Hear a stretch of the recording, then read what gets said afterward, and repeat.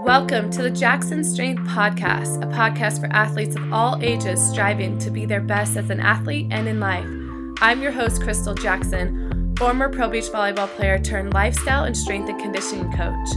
Each week, we will bring you someone inspiring and motivating to support you in discovering what it takes to succeed as an athlete and to become the greatest version of yourself. Today, I have special guest certified nutritionist Ben Brown.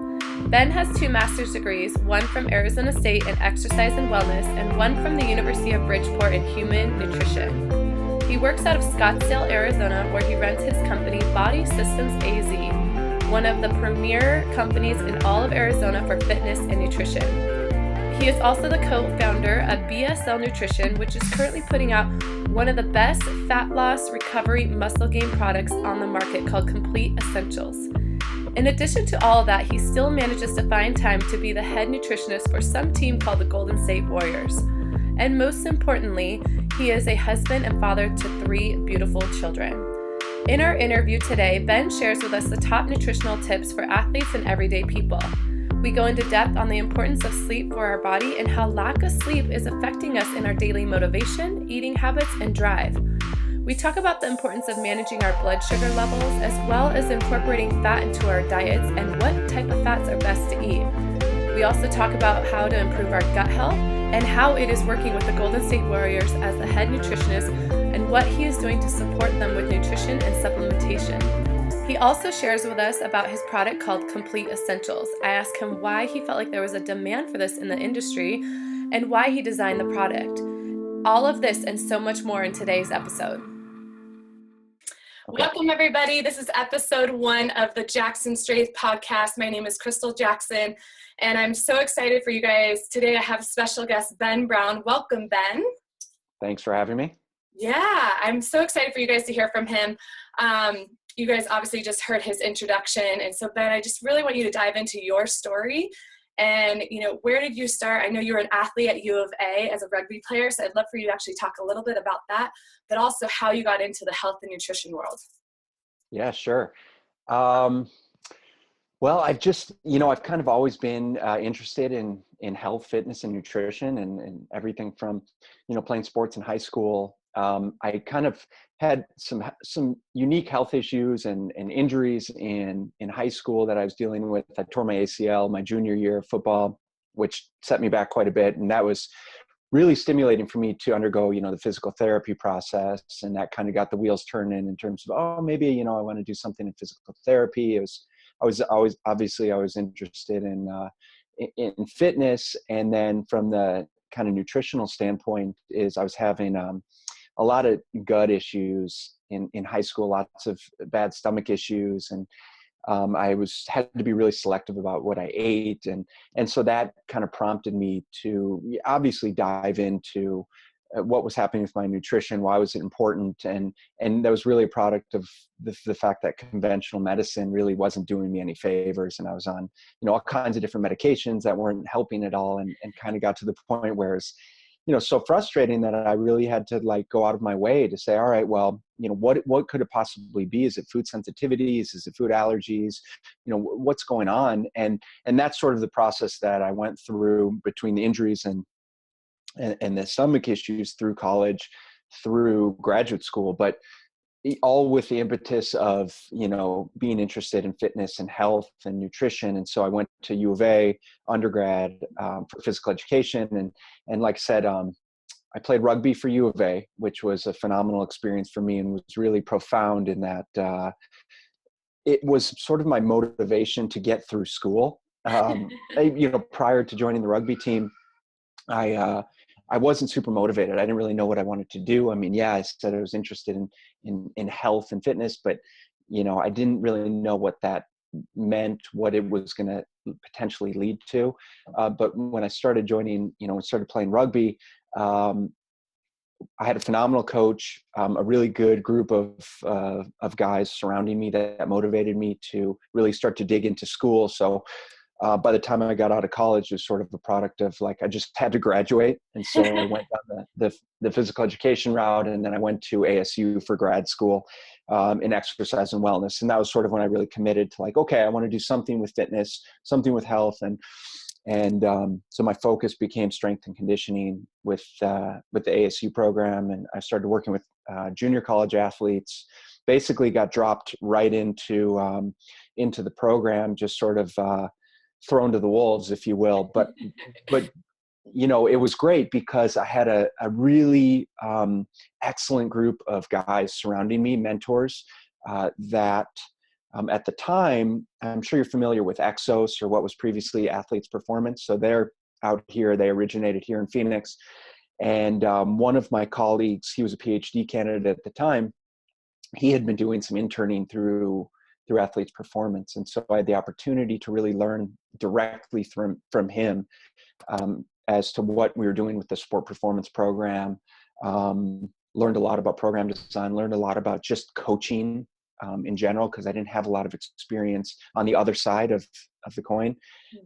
And yeah, I mean, from there, it was just kind of an onslaught of practice, right? So everything from strength conditioning, got out of grad school, started personal training, doing some rehab-based stuff, started to understand the importance of nutrition as it pertains to weight loss and health, and really had the opportunity to work with such a broad spectrum of clientele along the way, everything from, like I said, rehab clients to professional athletes to people that really had seen multiple doctors that were really looking for ways to improve their health, to stop being so sick. And with that, I started to adapt to kind of what was my style of coaching and kind of the type of person that I really wanted to work with, the type of coach that I really wanted to be. And and so here we are now with, it's just been an awesome experience, having all of the different opportunities that I've had up till now. Well, thank you for sharing. My first question for you actually is, what would you tell yourself back at U of A when you were playing rugby, or knowing what you know now, what would you tell yourself as the athlete playing rugby that you would do differently? That's a good question. As the athlete, so give me a little more clarification. So as the athlete that I knew I was going to go into entrepreneurship or in business, as the athlete to maximize my athletic ability. As to maximize your athletic ability. Like I played volleyball in college, and I think back to what I ate for my pregame meal, which was a hoagie sandwich with avocado cheese and Black Forest ham. Yes. And I wondered why I always got tired. Oh man. The end of my third game, we're going a 5-game match. So I just want to know, what would you tell yourself, however many years ago that was, as an athlete, that like, Ben, wake up, just do this and you'll be so much better, because our podcast here is for the parents, of course, of athletes, and our athletes as well that are in high school, middle school, college, semi-pro, and pro athletes. Yeah. Awesome question. So many things, but definitely starting like several days before competition, I'd start to be more concerning about what I'm taking in, being hydrated, definitely sleeping enough before the game. I mean, obviously being a college athlete, but also being a rugby athlete. I mean, we did our fair share of partying in college, but specifically is making sure I'm sleeping enough leading up to competition. And then, really important is fueling yourself after competition and making sure you're getting all those nutrients back in, getting enough protein back in, getting enough carbohydrate back into your system post exercise, post competition, in addition to really taking care of your body in that post exercise window. So often we would go and we'd be diligent about, okay, get a good night's sleep, have a decent breakfast, go compete. And then it's just, okay, we competed, now let's go have a good time. Yeah. And that's really that window is a huge opportunity to take advantage of recovery, take advantage of nutrition, and prepare yourself for future competition, to come to give yourself the nutrition you need for those joints to recover, to get the energy stores back in the muscle, to let your brain recover and all that stuff. So I would have been a lot more diligent about what I was taking in, both during and after competition, for sure. And then in addition to really making sure I'm maximizing my sleep. That's probably the biggest one. Yeah. I love that because as a society, I really feel like we're actually depriving ourselves so much of sleep because we're all burning the candle at both ends, going a little crazy in our head maybe Yeah. because we're trying to do so much. And I think especially as an athlete, the last thing you think about is your sleep. So I'm so glad you brought up sleep, and then recovery afterwards is huge. I think those are two missing links as an athlete. I know myself. I mean, you said it. You get a good night's sleep before the game. You eat pretty good before the game. You go out and you play, you compete, and then you party that night. Yeah.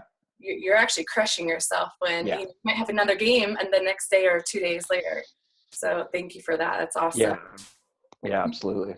Now, how do you see exactly what you shared? How does that correlate to the everyday person as well? Because I think they're very similar.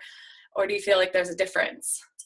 It's so similar, and it's crazy because I have the opportunity to work with professional athletes, and in addition to just everyday folks and recreational athletes, if you will.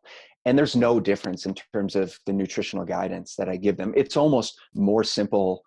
I almost make it more simple for the professional athlete to implement into their lifestyle. So it's all about consistency and changing their habits with what they're doing on a daily basis, and then just really plugging it in a way that's realistic for them. So there's no differences at all, and people really think that and don't get me wrong. I mean, there's certainly athletes that are very dialed in, but generally speaking, the guidelines that I would give, your everyday mom and pop are no different. So what would those be like? Go give us a couple, like your top 3 takeaways of things that, you just shared a few, but Yeah, sure. So, yeah. So we said sleep, but consistent sleep, right? Shooting for 7 to 8 hours of sleep every single night.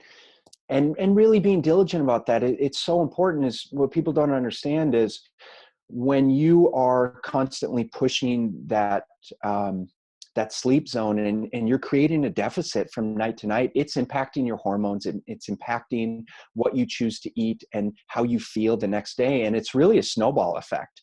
And so being diligent about getting to bed at a decent time, and we as coaches, I know we say this over and over again, and people hear it over and over again, but they don't get it. They don't get the importance of it. So it's about shutting down the computer and shutting down the phone and doing calming and relaxing things that are going to help them unwind from a stressful day, because we all experience that every single day. So what habits are you going to put in place to help yourself chill out before bed? Turn off the TV. You don't need that type of stimulation and stress. Is what things can you do that are going to be more parasympathetic and healing for you, and unwinding and restful for you? In addition to sleep is Wait, I want to chime in real quick. Sorry, but I want to chime in while I remember here, and talk a little bit more about sleep, because my family and I went on a road trip and we had like terrible sleep for 3 nights in a row. And I even wrote an article about it because it was so impactful of what my vision was. So my vision and what I want to create in this world and the impact that I want to have totally diminished. Totally like, there's no way I can do that. I was short with my kids, short with my husband, like just lack of motivation. And I'm saying this because I know there's other people that have felt that same way. So, when Ben's talking about sleep, it is the number one thing, or at least to me, the number one ththing, and it's free. That's what I love about it. Yeah. It's free, and you have the choice. It's the choice of whether you go to bed at 8 o'clock, turn off the TV at 7, go to bed at 8, or do you choose to stay up till 11 o'clock at night? I mean, I have my mother, I love her so much. She consistently stays up till like 11, 12 o'clock at night watching TV, and that's her chill time, and I honor that. That's her choice. It's not my choice. I mean, my family and I are into bed between 7 to 8 o'clock, and I know you have 3 kids, so you're probably on the same boat as us, but yeah, I just want to chime in. No, and it's so valid. And you kind of want to like reach through the computer and you want to like shake people. Like, you have to understand. And it's just like I said, it's habitual, and it's something that you have to prioritize. And I'm not 100% with it. I'm sure you're not 100% with it. And we go through phases, but we have to do the best that we can, but we have to put the pieces in place. And even from a scientific perspective, it's like, look, if we don't sleep enough, then, research shows that we are going to actually be more insulin resistant the next day. And the less sleep we get, the more insulin resistant we become, the more carbohydrates we crave. So you wake up, you're tired, you get through your day, you probably skip breakfast, you crave, sugar, you crave caffeine, you make worse nutrition choices, and it, like I said, it just snowballs. And so it's really setting the stage for all of the other things to fall into place. Everything from your goals to your exercise regimen to how you run your daily life and your business. Absolutely. Awesome. Thank you for that. So Yeah, go to your sure. number two, because I know I totally cut you off. Yeah, that's okay. Then so we get a good night's sleep, then you got to set the stage for the next day, and you got to eat a decent breakfast, a protein-rich breakfast. And so what I would tell, there's a few things, but what I would tell the average person, the mom and dad, and the college athlete, and even the professional athlete is, look, you got to start your day with a protein-rich breakfast. So shooting for something like eggs or turkey sausage or chicken sausage or some meat, leftover meat, in addition to fruits or vegetables, in addition to some whole grains, if that's what if you do well with it, like oatmeal or whole grain toast or something like that. But just make sure that you have a decent protein source with it. It's really important for immune system function. It's really important for brain function. It's really important for balancing your blood sugar throughout the day. And what do we see, in the standard American diet is we see cereal and orange juice and sugary yogurt.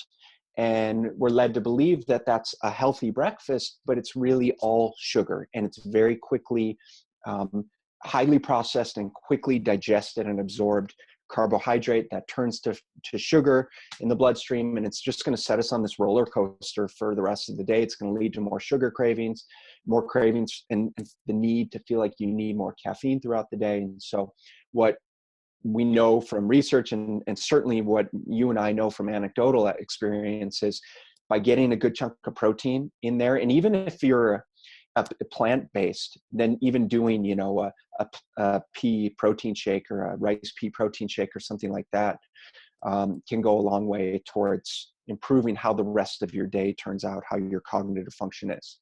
Can you talk about blood sugar levels? Because I think that's a really important part for people to understand.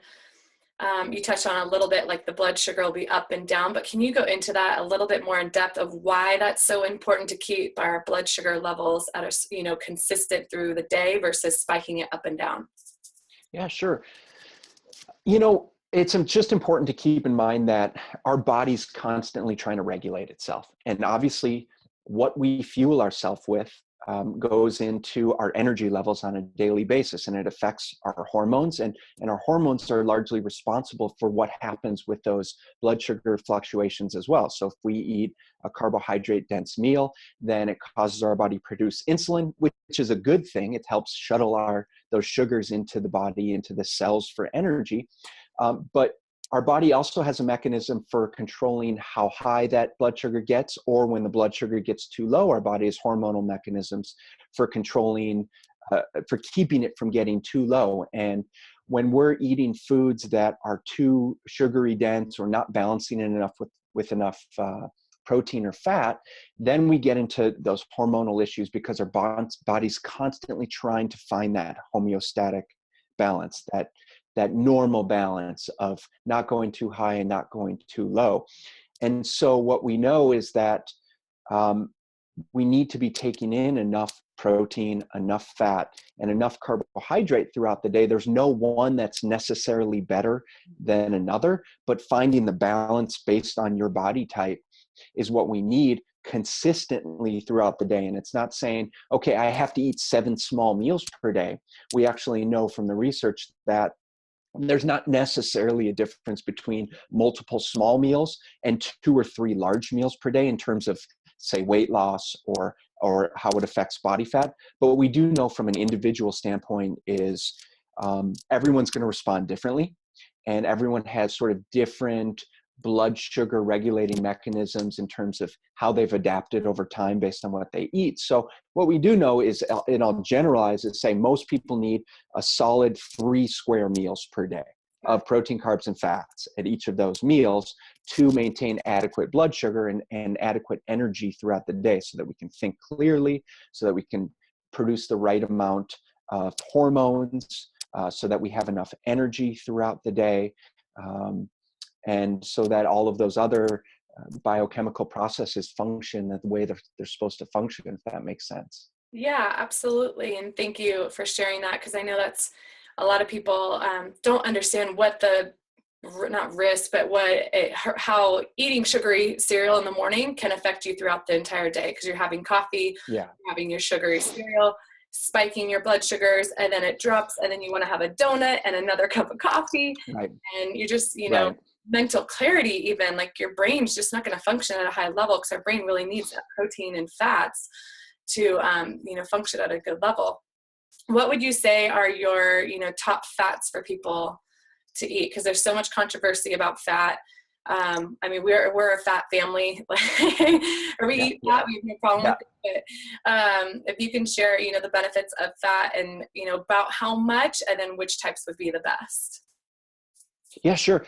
So fat is, one of the macronutrients. There's 3 macronutrients: protein, carbs, and fats. And like I said, we need decent amounts of each of those. And fat specifically is important for producing our hormones, our sex hormones and our stress hormones. And so in regards to our hormonal pathways, like, we have to get a certain amount of cholesterol from the diet in on a daily basis, because it influences how our body manufactures those hormones. And if we're not eating enough fat, we're simply not manufacturing the appropriate amounts of hormones, and we're going to be deficient. We're not going to be able to produce those hormones. And so that's a lot of the stuff that we see for people that deal with like low libido and cholesterol issues, not necessarily high or low, but it's highly individualized. And so from a fat standpoint is, the foods that are the best sources, I would say, would be like your meat sources, but shooting for quality raised animal proteins. So if we eat red meat, we're getting a certain amount of fat. That's just inherent in the type of meat that we're eating. And it depends, like some sources are leaner than others, but generally speaking, is we're getting a little bit of fat from our meats. Obviously, like if we refer to a New York strip, you're getting a decent amount of fat versus a top sirloin, right? Or if we're talking about chicken thighs, you're going to be getting a lot more fat potentially relative to getting in chicken breast. That makes sense, right? So it's important for people to be cognizant of the fact that, like, if you eat meat, getting a decent, you're getting a certain amount of fat in, you just have to understand that you're getting more based on whichever cut of meat. And the type of fat matters in that we want to be getting fats from animals that eat what they're supposed to be eating. So if we're eating red meat, we want to be eating cow meat from cows that pasture on grass, right?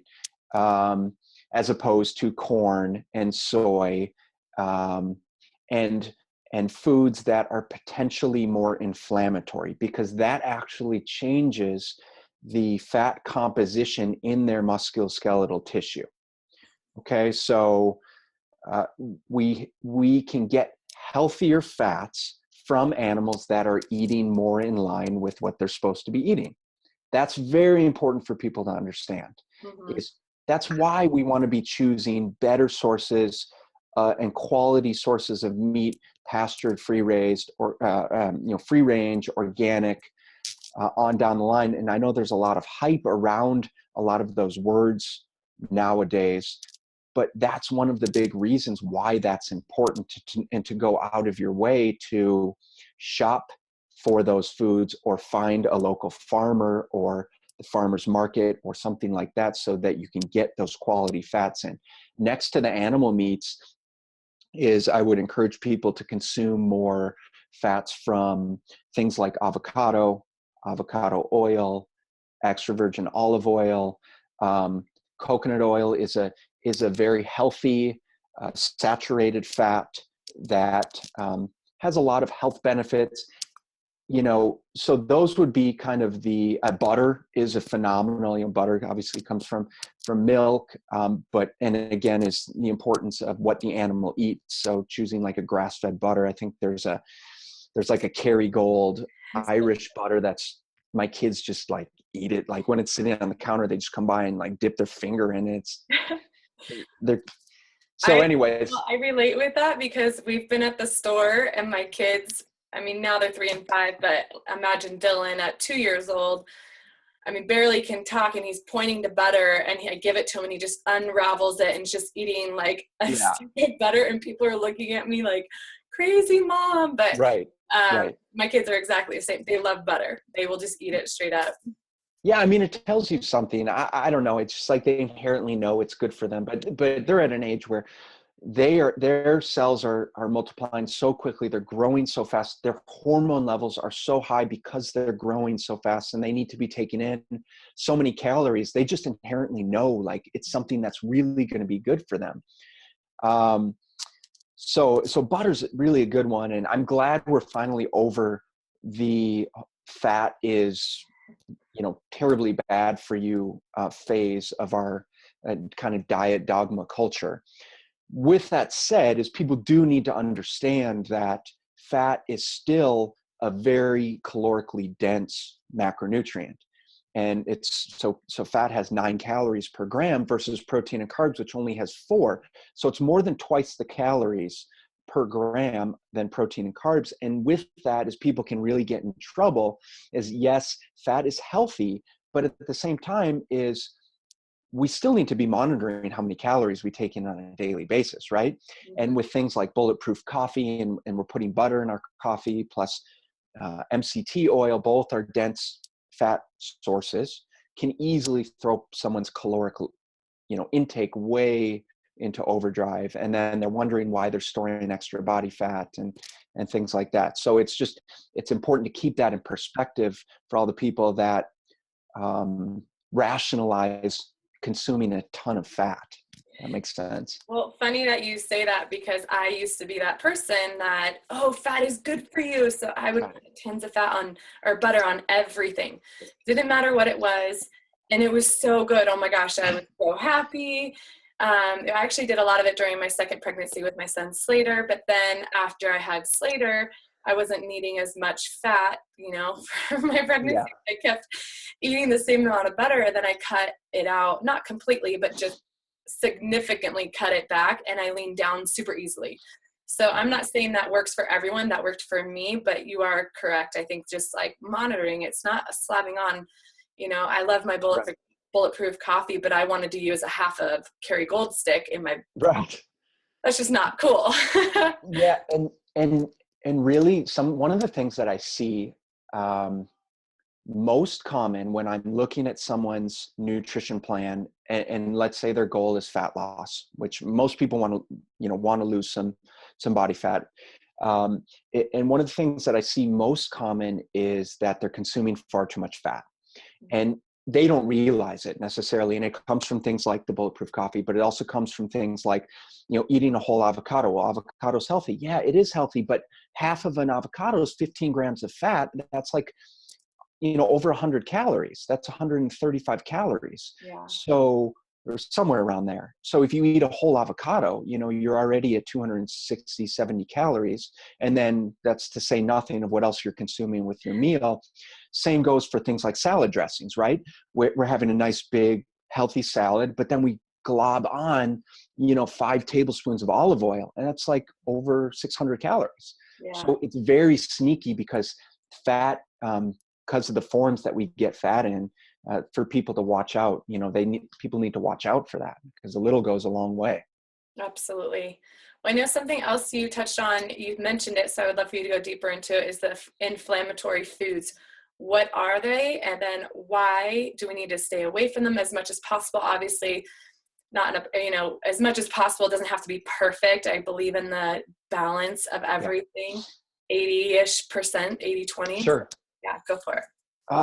Okay, so plain and simple, like inflammatory foods, I think when we talk about things like, well, let's just start with the obvious, is things that contain trans fats. And trans fats are highly processed vegetable oils and soy oils that we use for food manufacturing. So things like, let's state the obvious, of things like Twinkies and Oreos. donuts and Oreos and all of these delicious foods that sit on the shelf for years on end, or could sit on the shelf for years on end, that are highly consumed in today's society. Potato chips, all of those things that come in wrappers and bags, and that have the word hydrogenated oils in the ingredient list. Those are things that should absolutely be avoided by everyone for the most part. Mm-hmm. Is, occasionally, sure, not a big deal, but because of how processed the oils are, they create a lot of damage to the cells in the body when we eat them. Obviously, they're very calorically dense, which creates a whole host of other weight-related problems. So those foods are potentially very inflammatory because of the types of fats that they're made with. Mm-hmm. And then if we go on down the line and this becomes a little more individualized, but basically the further a food is from how Mother Nature intended it, for simplicity's sake, potentially the more inflammatory it could be. So grains and dairy, if we talk about dairy that's highly pasteurized, so like let's just talk about a regular skim milk that's pasteurized, it's homogenized, so it's been heated to extremely high temperatures, all the fat's been stripped away, so we really have a food that is no longer in the way, excuse me, that nature intended it. For some people, no issues. For other people, that can be highly inflammatory and even allergenic. Mm-hmm. And so it really depends on the person. It depends on their gut health. It depends on their ancestry and lineage, and sort of how their ancestors, like what their ancestors ate. And so what is in their DNA is in terms of like how they can digest the foods. And then same thing for like highly processed grains is, we talk about bread and pasta and potentially gluten containing grains. Again, I don't have nearly as much of an issue with gluten as I did at one point in my career. And there was a point where I was very dogmatic about saying no gluten, no dairy, no soy, and it's my way or the highway. And what I've really come to realize is people do much better in the grand scheme of things when they're not given so many restrictions. And it's not saying that everyone wouldn't do better without gluten and dairy in their diet. It's just a matter of like what we're willing to sacrifice and compromise to live the life that we want to live and have the goals that we want. Does that make sense? Absolutely. There's different stages of what you want. And each time you want a little bit more out of your body or life, you got to take like another step up. So I absolutely believe that.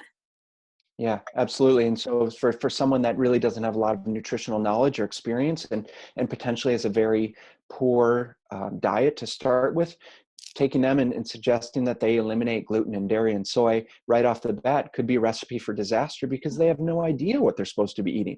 But taking a professional athlete who already has a pretty switched on diet and saying, okay, well, maybe if we cut out gluten for a little bit, could really go a long way towards reducing their inflammatory mediators and levels of inflammation and potentially improving joint integrity and joint health long-term. And so there's a lot of ways that we could focus on the benefits of removing those potentially inflammatory foods. Awesome. Thank you for sharing that. I know, we're a family that's been gluten-free for years, but we also, every once in a while, it's not a big deal. More for Curtis and the boys. I'm a little bit more strict. I'm still a little on the psycho side, but I feel it.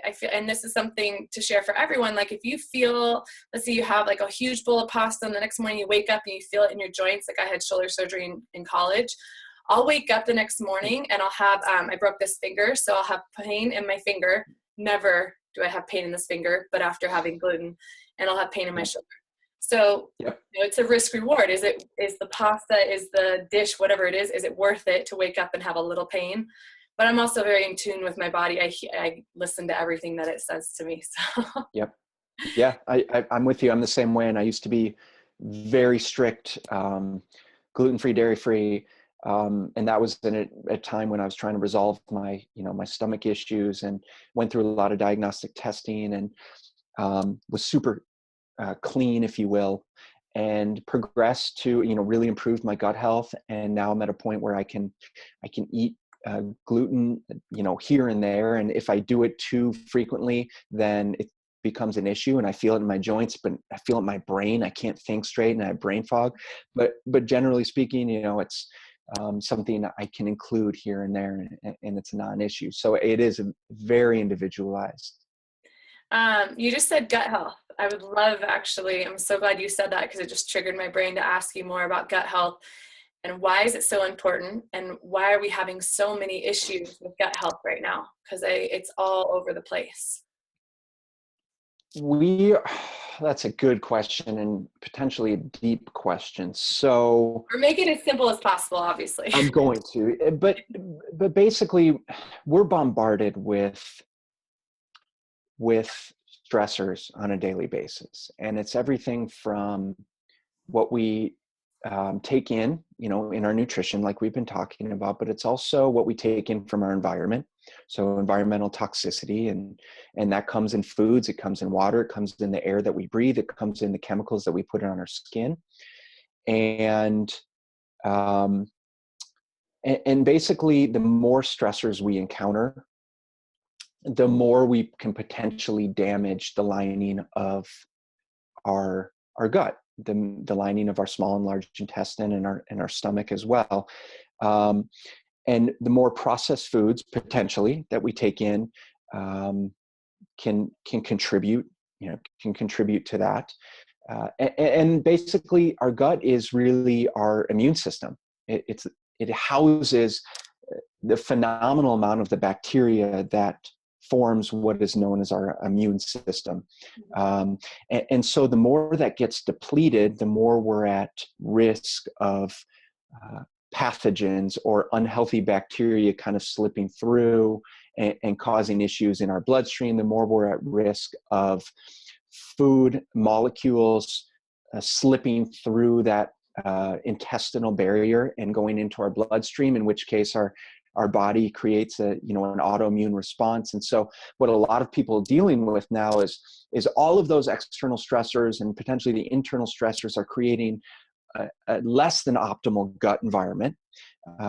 Some would call it leaky gut, in which case the junctions in our mucosal barrier start to open up, and food particles can start to leach through. Crazy. Right? And so when we're eating chicken on a daily basis and whole wheat bread, and we're drinking coffee all the time, or drinking alcohol, is those food molecules can leach through, and then our body, obviously food molecules are not supposed to belong in the bloodstream, and when they do leach through the intestinal barrier, then our body mounts an immune response. It does what it's supposed to do, but the problem is that it's happening constantly. So our immune system is constantly on red alert. And so that's where people can really start to develop more autoimmune conditions, or this constant level of immune response, this constant immune fighting response, if you will. So it's really important that we focus on not only good nutrition just for our general health, but as it pertains to getting enough of the foods that are going to, both prebiotics and probiotics, are the foods that are going to help support that healthy gut lining. Prebiotics being foods that include more fiber. That's obviously like fruits and vegetables and whole grains if you eat them, because they're going to have the enzymes and the bacteria that are going to support a healthy population of bacteria. And then the probiotics that we get from more fermented foods. Obviously, we've heard, from supplementation, from things like yogurt, but very dense sources of fermented yogurt that have a high amount of probiotics, which are healthy bacteria, and supporting the gut health that way. And then also by minimizing the potentially inflammatory foods that we put in, but then also supporting it from a lifestyle standpoint is making sure we're sleeping enough and managing our stressors, right? So it's obviously a pretty deep topic, but a really important one. So I'm glad you brought it up. So it's all basically tied back to sleep, really. I mean, Right. do your pre and probiotics, but also your sleep. I mean, that's really, Sleep is would certainly be considered like the magic bullet or the ultimate panacea. And man, if I think sleep is probably everyone's number one. hmm I mean, if I think we were to take a poll, yeah. I imagine for the vast majority of the American population, sleep would probably be up near number one or two Yeah. major complaint. I agree with that. And I just, I really hope everyone hears that if you take control of your sleep, it's your choice. Again, like I said earlier, you will have a way more efficient day. You won't be as frustrated. You won't eat crappy foods, which then make you have, blood sugar crashes. So then you would get frustrated again and get angry or upset. Like, I just think we'd be a happier society overall. And I say that, and I was the kid that didn't sleep very much in high school and college, had mono in high school, had pneumonia in high school. And, even through college, didn't sleep enough, had 2 babies. I mean, the baby thing, you don't sleep enough, but now value my sleep. My mom is like blown away that I actually care about my sleep, but it's like my number one priority, because I know the stuff that I've done in my history has affected me to where some things that have gone on in my body today. So I will do anything and everything to make sure that I stay where I am right now, if that makes sense. Yeah. And I'm healthy. There's nothing wrong with me, but, I just always want to improve it. I want to be badass forever. So Amen to that. yeah. So Ben, I know you are the nutritionist for the Golden State Warriors, and I would love to hear a little bit more of, number one, what a rad gig. So, if you can share a little bit of what exactly you do for them, and how cool is Steph Curry, because I just think he's amazing. I'm just kidding. But also, I want to tell you, I coached Steve Kerr's daughter for 5 years. So I've known Steve Kerr for over 10 years. I've known, we call him Q. Does he go by Q? I'm not even sure if he goes by Q at Golden State right now. I don't know. I don't know. And go ahead. No, what's funny is I can't even remember Bruce. His name's Bruce, but we always called him Q. But it's funny, I could barely even remember. He's one of the assistant coaches, but go for it. Yeah. So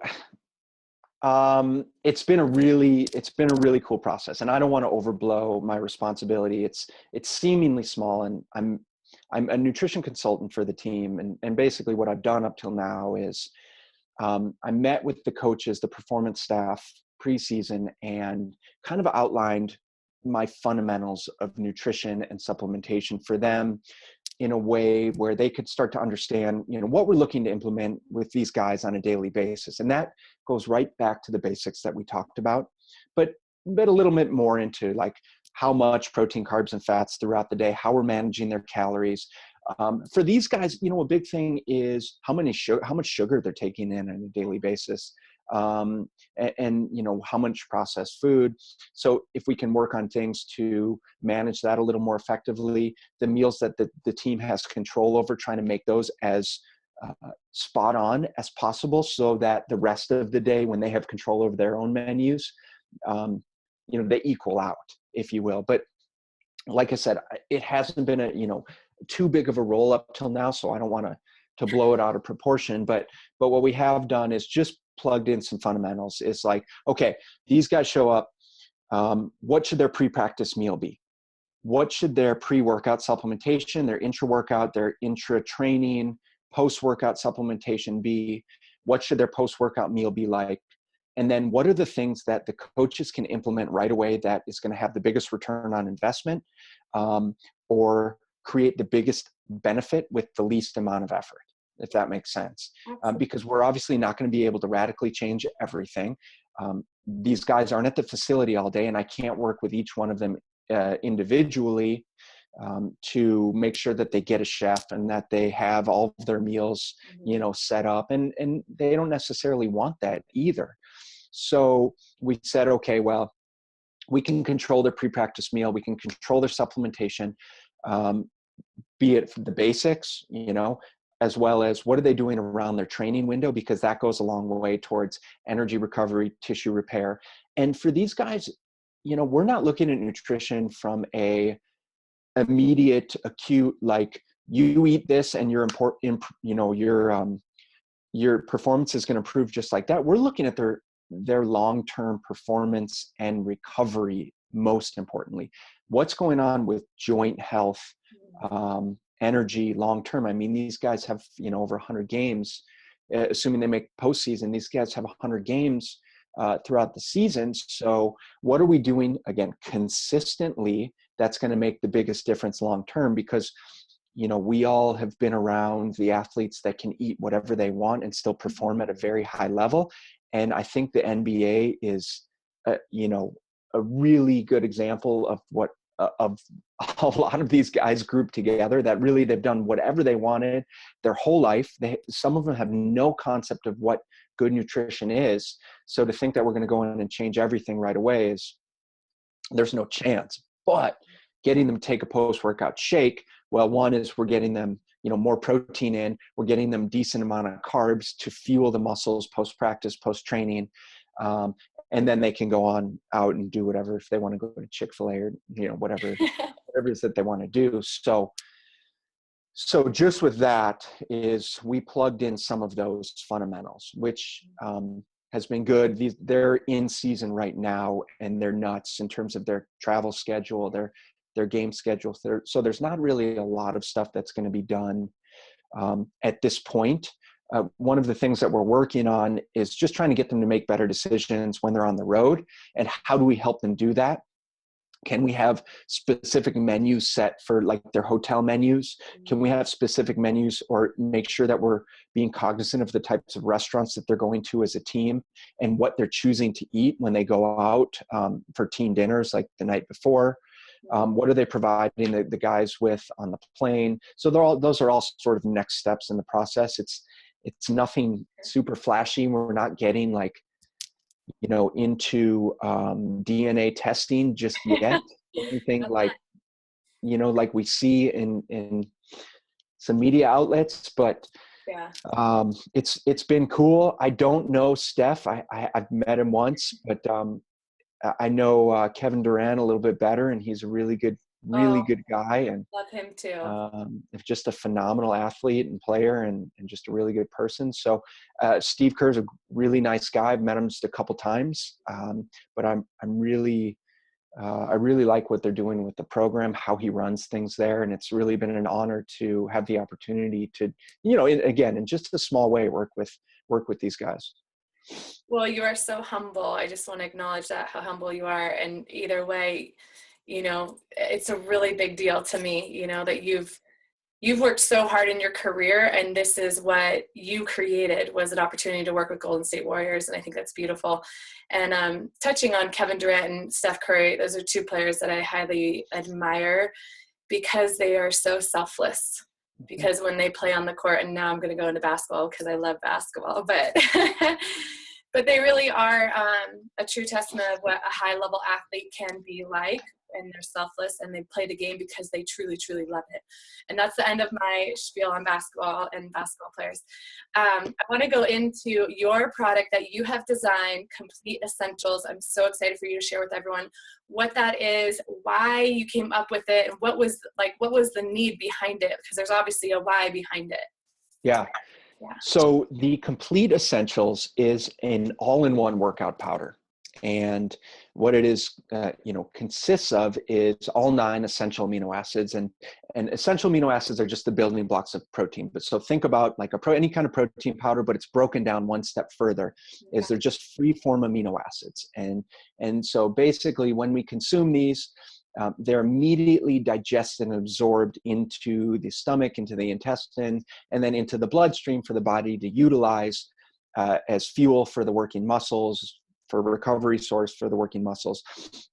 Now, in addition to the amino acids, there is electrolytes. So we know the benefits of electrolytes, especially for athletes, and those are sodium, magnesium. So it's 3 of the electrolytes: sodium, magnesium, potassium, all in really good quality forms that are easily absorbed into the cells. And then there's citrulline, and citrulline is an amino acid that helps with increasing blood flow. And that's important, obviously, because we want blood to be going to the working muscles. So whether we're running or biking or strength training or we're in competition, obviously we're using those muscles. And the more blood flow we can have, the more we're actually shuttling nutrients to those muscles for energy, for recovery. And then in addition to the citrulline is L-carnitine. And L-carnitine, its function is to help mobilize fat as fuel. And so really what it does is it kind of acts as a fat burner in a roundabout way, but really it helps us utilize fat as fuel more effectively. And so kind of the impetus to put together in what I call an all-in-one workout product is we've seen so many different pre-workouts and post-workouts on the market. And this was a few years ago. I was doing a lot of personal training, and I was working out of a gym, and I was carrying a lot of different supplements. And I had, clients that were taking 2 or 3 or 4 products before and 2 or 3 products after their workout, or some during their workout. And one, it's inconvenient for them. It's inconvenient for me to be carrying all of that product.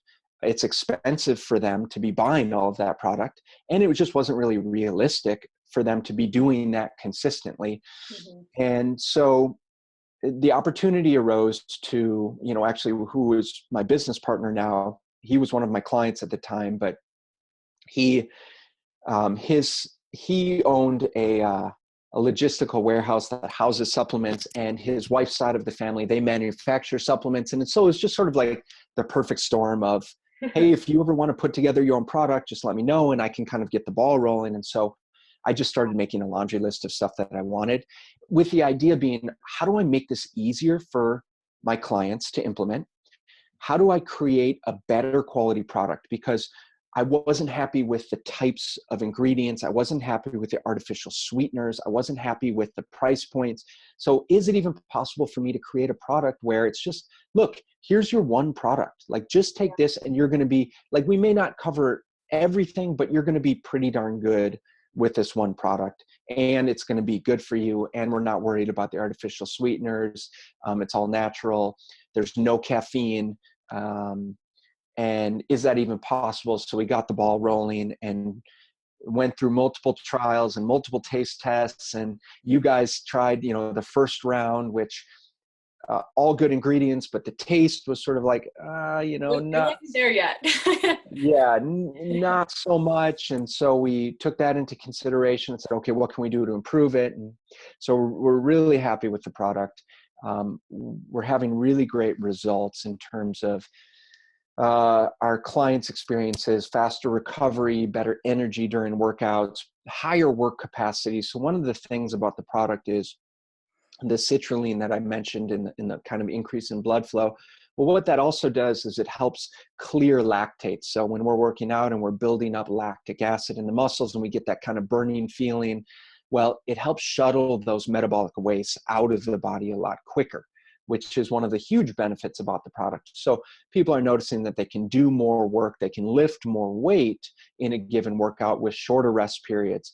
Aerobic endurance athletes can get up and take the complete essentials and go out on a run or go out on a bike or swim. We have a bunch of triathletes that utilize it, but they're feeling like they have more energy, but also they can do more volume of work with really nothing in their system other than just the product. So it's something that we didn't really initially intend, but it's had a huge benefit to the endurance population in addition to the strength population.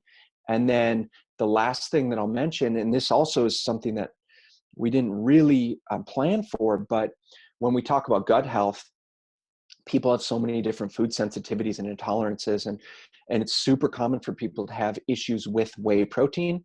And so what we've noticed is that for people that have issues with dairy and or whey protein, just taking the complete essentials, because it's the free-form amino acids, and it's very easily digested and absorbed, there's no issues with any kind of gut intolerance or bloating or anything like that. So it's a really good alternative for people that can't do whey or want to do something like that. Well, as a family, we absolutely love it. And I have to share this. cute story about at the time he was 2, my little 2-year-old Slater, he's now 3. He wakes up from a nap, comes downstairs, comes on the couch, and he's crying. He's like, aminos, aminos. No, Yes. I'm like, who is this child? This is a girl. Yes. Like, I mean, seriously, if I had recorded it, I would have sent it to you. You could have used it for whatever you wanted, but it was the cutest thing. My 2-year-old at the time just crying for amino acids. It was awesome. But my kids love it. They have it every day. My husband and I have it every day. And I want everyone to hear this. It actually tastes good, because if you have plain amino acids, I've had both. Yeah, no, not good. Yeah. Not good. Like, don't even try to chug them down because you want to be tough. They taste like poop. That tastes so good. Like, I love it. And it's helped me through, my training, but also long days. I've been in a leadership academy the last 4 months, and we have 12-hour days, and we'll have like a 20-minute break, and I'll chug my aminos, and it just, gets me over for another 2 hours as well. So it's so multi-purpose. It's amazing. And I'm so glad you're able to share it with us. Awesome. I appreciate the plug. I'm glad you guys are enjoying it. And that's all we wanted. As we said at the end of the day, we said, is this something that we'll drink, that we'll feel good about drinking, that we'll give to our kids, that they can drink, whomever. Yeah. And if that's the case, if no one buys it, that's fine. We'll drink it all. It's not a big deal. But it turns out that it's gaining in popularity. And so for that, we're very happy and blessed. Awesome. Well, Ben, thank you so much. I just have my last 3 questions for you. And my first one being, we talked about so much information here today. What do you feel like, and maybe it's going to be repetitive, but what would be the number one thing for them to take away that they could implement today that would improve their life? The number one thing that they could take away and implement today, I would say, well, I think it's obvious that they need to start to sleep better, more consistently. Figure out your sleep ritual. It's easy to say, okay, I'm going to start sleeping more. But you have to plan for it. You have to say, okay, I have to shut off the TV, or not turn on the TV, put my iPad away, put my iPhone out of reach, turn the lights off, or here's what my pre-bed routine is going to look like. And I'm actually just going to go in my room, make sure there's no TV in the room, and I'm just going to read for 30 minutes, and then maybe I'll journal for a little bit, and just go and be consistent with it. In the first couple nights, it's going to feel like it's a chore, but that's how we build habits, right? So then it will become easier every single night. And then you'll start to realize, well, I actually felt like I'm sleeping better. I feel like I have more energy. Now I can think more clearly. Now I can be more intentional about what it is I'm doing on a daily basis. And then you're going to be even more motivated to be consistent with those habits. So yeah, I mean, we awesome. Definitely, I think, would agree that sleep would be something that people need to implement starting now. So speaking on that, do you have a morning or night routine that you could share? Like, is there something that you do every morning and every evening besides hang out with the kids? So I have my ideal routine, but like you said, I have 3 kids, and our youngest is 16 months. And so it's always chaotic, but I would say that assuming we get to the kids to bed, at a decent time, like 8 o'clock, and then it's sort of like, okay, in a perfect world is have some wife time, maybe watch a short show or talk, and then do some, for me, if I just read, that's it, I'm done. Yeah. So it usually is like 5 or 10 minutes. And depending on, I get up very early. And that's my time to really get a lot of stuff done when everyone else is sleeping. So I'm usually up at 4:30. This morning I was up at 3 a.m. and it's sort of one of those, it wasn't intentional. It's just kind of, you wake up and your mind's going. And so my morning routine is get up, whether it's reading or journaling or doing something educational is ideal. And I'm not going to pretend that I'm perfect with it, but I find that my days are most productive when I've kind of written down what my top 3 priorities are, my top 3 things that I need to get done. And then when I wake up early, instead of trying to go back to sleep, I get very intentional about it and say, you know what, I'm up, I'm going to get it done. And then I'll go and and take advantage of that time. And that's when I think the best. And that usually stems into an incredibly productive day. Even if I take a nap later on the day, which I do highly recommend, if you find yourself, 5 or 6 hours of sleep, just go take a 20-minute power nap later on in the day, and that can do phenomenal things for your brain and energy. I totally agree with that. Even a 10-minute nap. I've done 10-minute naps, and I'm like, okay, I'm back. No, yeah, that's exact same. And I find if I just lay down, and sometimes you feel like you barely shut your eyes, and then all of a sudden you're like, I'm good to go. Mm-hmm. So people need to give themselves the opportunity to do that if they're feeling run down around that 1 or 2 o'clock time slot, which is pretty common. Yeah. So what has been the number one thing that you've committed to in your life that has made the biggest impact?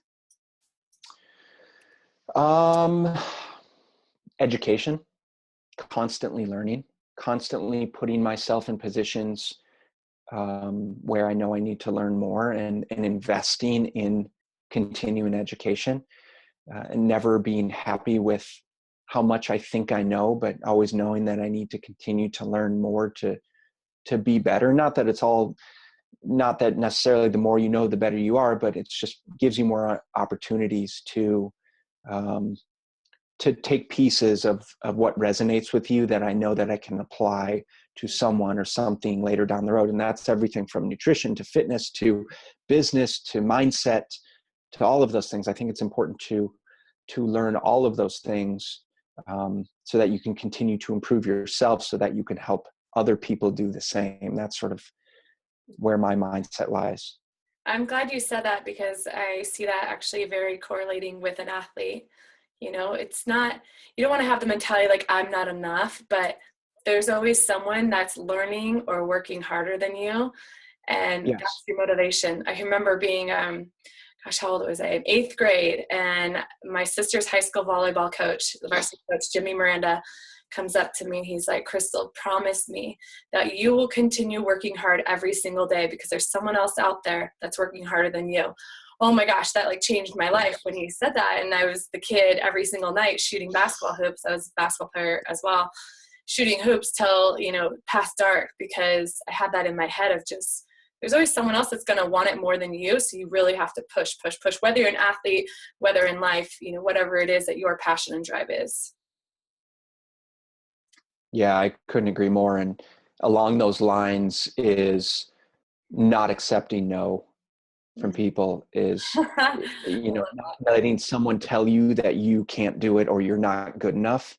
In my book is unacceptable. And that's been the impetus for phenomenal growth in my career. And I don't think I'd be where I am without people shutting the door in my face, because it's been a driving force for me. Is I almost look forward to when I get turned down for something, because it's like, okay, well, now I need to try harder or try something different and get uncomfortable and learn something new and try and put myself in a better position.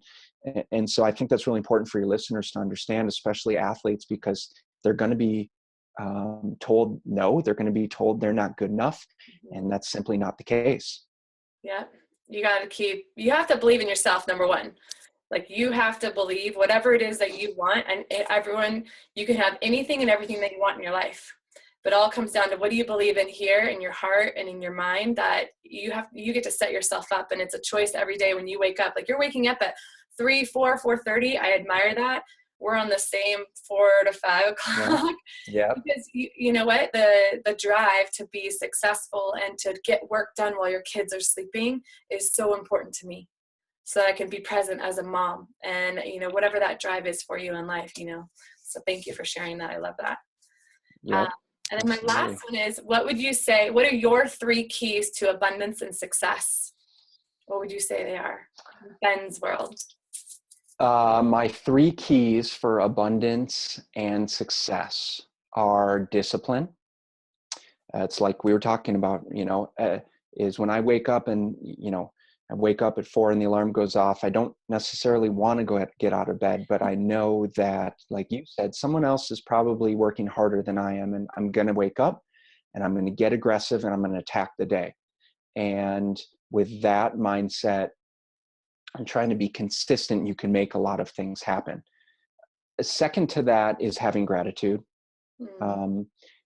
If for me, you know, we can all feel like we're living in abundance. It's just a matter of how you frame it, and really respecting and honoring everything that you have around you, the relationships that you have. You know, I mean, a house and food on my table and clean drinking water, and my family is healthy, and, you know, I'm living in an abundance. So it's just a matter of perspective, but being grateful for every day and everything that we have, I think, is incredibly important.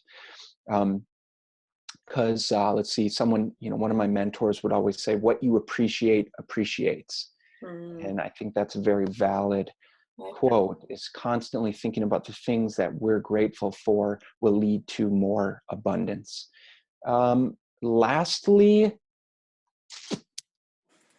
you know, I think that I guess I think one of the things that's really important is to take responsibility for your actions. And I'm reading a really good book right now. It's called Extreme Ownership by, are you familiar with it? No, but I love the title already. So it's by 2 ex-Navy SEALs.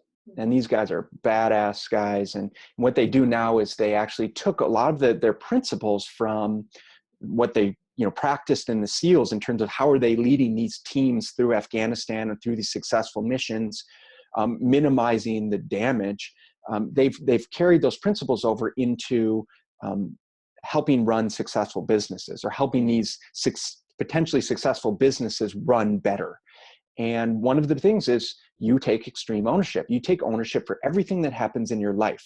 So if one of my clients isn't happy with the results she's getting, it would be easy for me to say, well, you're not doing what you're supposed to be doing. But in reality is, well, maybe I haven't effectively communicated the things that she's supposed to be doing, and she doesn't understand what she's supposed to be doing. And so that's on me, you know? And so it's easy for us to go through life and complain, oh, this happened to me and that happened to me. Well, I don't believe in that. And I think that this book is a great representation, and having the philosophy of taking extreme ownership.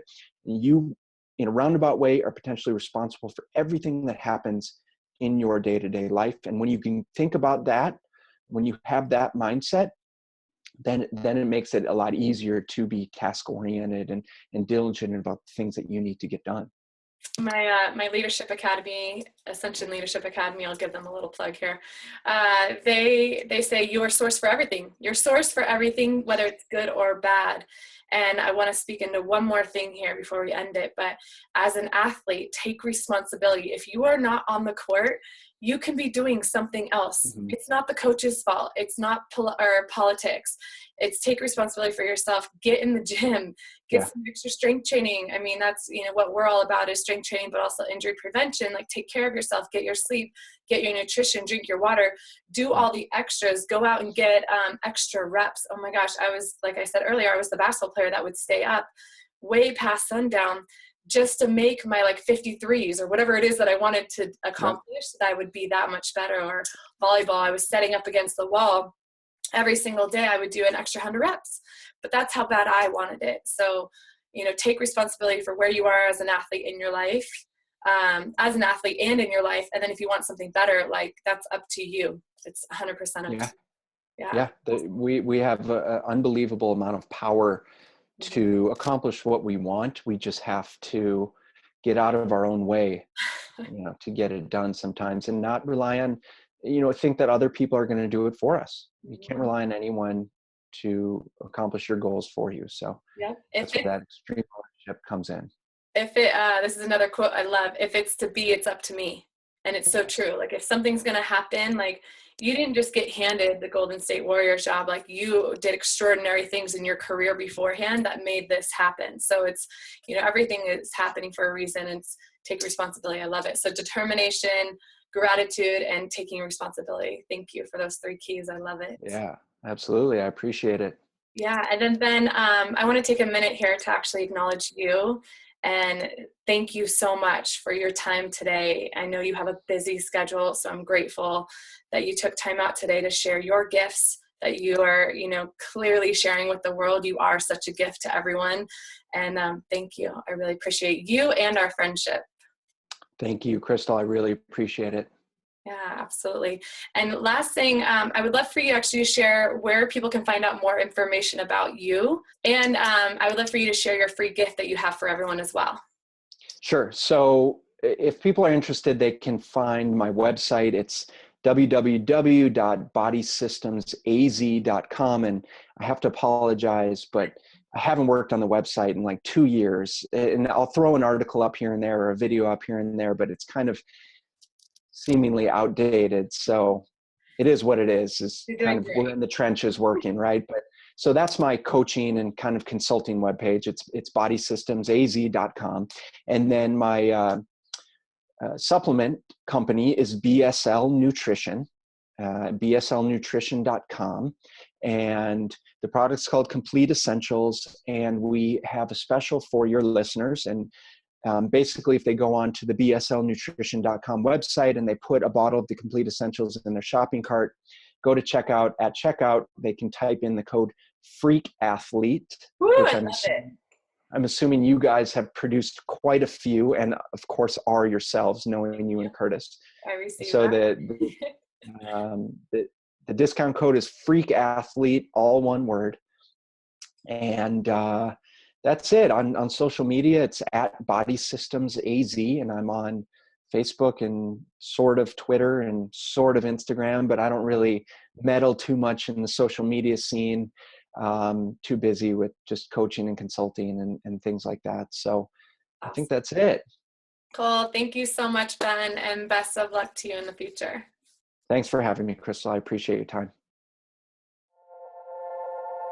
There it is, episode number 1 in the books. Thank you so much for joining us. And if you want to find out more information about Jackson Strength, visit our website, jacksonstrength.com, or subscribe to our YouTube channel, youtube.com/Jackson Strength, where you will find all the interviews as well as tons of exercises we give to all of our athletes across the world. Be sure to tune back in every Friday where I'll be interviewing my husband, co-founder and owner of Jackson Strength, with his Feel Your Body tip of the week.